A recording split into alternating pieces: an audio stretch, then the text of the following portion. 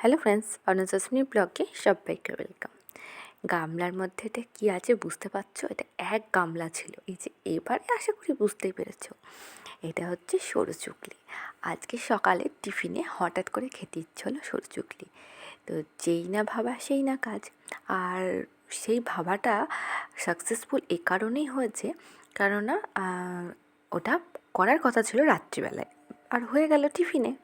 তো ডাল আর চাল যেহেতু আগে থেকেই ভিজিয়ে রাখতে হয়, বিশেষ করে চাল সরু চুকলির জন্য, তো সেটা ভেজানো হয়েছিল। আর ডালটাও ভেজানো হয়েছিল। তো আজকে চাল আর ডাল দিয়ে সরু চুকলি হচ্ছে, মানে কলাইয়ের ডাল আর হচ্ছে চাল, তো সেটা দিয়ে সরু চুকলি আজকে তৈরি করা হচ্ছে। আর এই গোলনটা, মানে ওই যে যেটা গোলা হয়েছে ওইটার মধ্যে দেওয়া রয়েছে আদা বাটা, মৌরি বাটা, লঙ্কা বাটা, মানে ঝাল ঝাল করে সরু চুকলি হচ্ছে।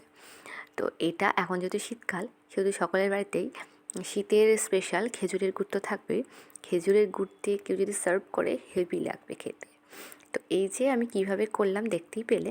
প্রথমে চাটুর মধ্যে আমি সাদা তেল দিয়ে দিয়েছিলাম, আর তারপরে হাতার মধ্যে করে এক হাতা তুলে ওটাকে চাটুর মধ্যে দিয়ে কাঁঠালের পাতা দিয়ে এটাকে সুন্দর করে একটা সেভ করে নিলাম। আর ব্যাস এপিট ওপিট সুন্দর করে সেকে রেডি হয়ে গেল সরু চুকলি। কেমন লাগলো রেসিপিটা কমেন্টে জানাতে কিন্তু একদম ভুলবেন।